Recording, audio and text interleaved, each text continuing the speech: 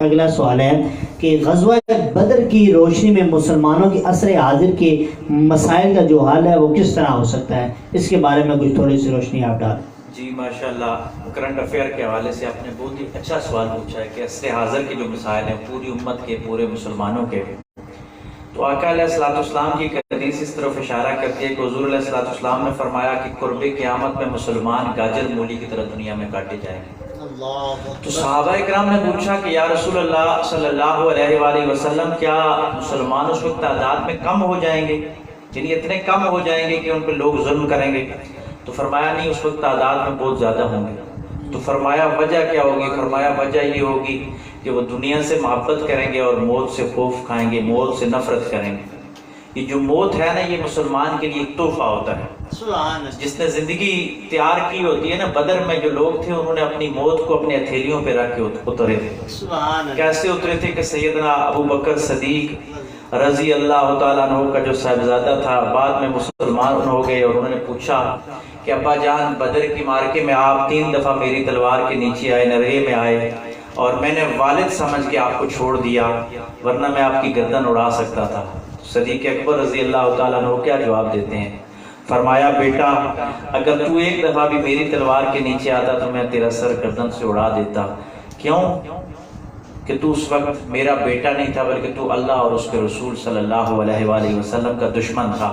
اور یہ جو بدر کا معرکہ ہوا ہے، اس میں ایک عجیب بات یہ ہے، اسی لیے ایک حدیث بخاری شریف کی حدیث ہے کہ حضور علیہ الصلوۃ والسلام نے فرمایا کہ اللہ نے یہ فرمایا ہے کہ بدری صحابہ جو ہے 313، اب تو زندگی میں جو چاہے جو کچھ بھی کرو اللہ تم سے راضی ہے۔ کیوں کہ ان کے جو مد مقابل لوگ تھے وہ خونی رشتہ دار تھے، یعنی باپ بیٹے کے خلاف تلوار اٹھا رہا۔ مکے والے آئے تھے سارے نا، تو مہاجرین ادھر تھے، اب سیدنا صدیق اکبر رضی اللہ تعالیٰ عنہ اپنے بیٹے کے مخالف تھے۔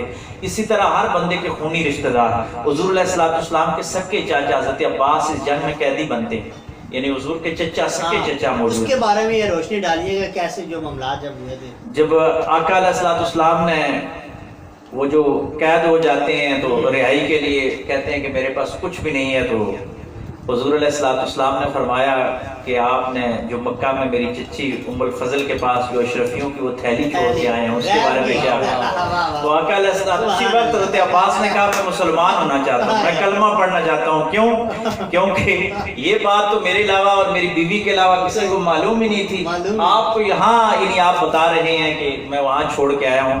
لیکن فلسفہ یہ ہے، اس کے جو عصر حاضر کے مسائل ہیں ان کا حل یہ ہے کہ آپ کا خونی رشتہ دار بھی اگر نظریاتی طور پہ آپ کے خلاف ہو جائے تو پھر آپ کو لحاظ نہیں کرنا پڑے گا۔ پاکستان اس مقام تک کیوں پہنچا ہے کہ چاچے اور مامے اور بیٹے کی وجہ سے ہم نے اس ملک کو یہاں تک پہنچا دیا ہے کہ کسی کا بیٹا اگر جرم کرے تو اس وجہ سے کہ وہ بڑے کا بیٹا ہے، کسی کا بھائی ہے، نظریات کو نہیں دیکھا گیا، اسلام کو نہیں دیکھا گیا۔ اور امت مسلمہ کا بھی یہی حال ہے، 52 سے زیادہ اسلامی ملک ہیں، لیکن مسلمان آج محکومی کی زندگی گزار رہے ہیں۔ وہ کیوں محکوم ہیں؟ وہ اسی وجہ سے محکوم ہے کہ ہم نے غزوہ بدر کا جو فلسفہ ہے اس کو پس پشت ڈال دیا۔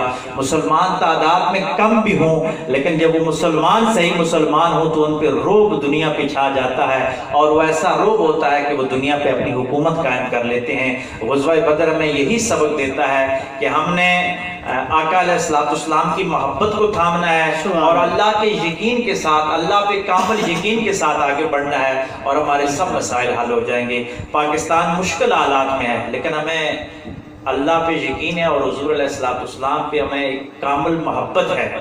اور واصف صاحب کی وہ کمال بات ہے کہ پاکستان نور ہے اور نور کو زوال نہیں ہے۔ کچھ لوگ اس کا انکار کرتے ہیں، لیکن جو اہل دل ہیں وہ یہ سمجھتے ہیں کہ پاکستان کن مقاصد کے لیے بنا تھا۔ اور پھر ایک اور محبت کی بات آپ کو بتاؤں کہ حضور کے جو تدفین مبارک ہے، حضور کے قدم پاکستان کی طرف ہے۔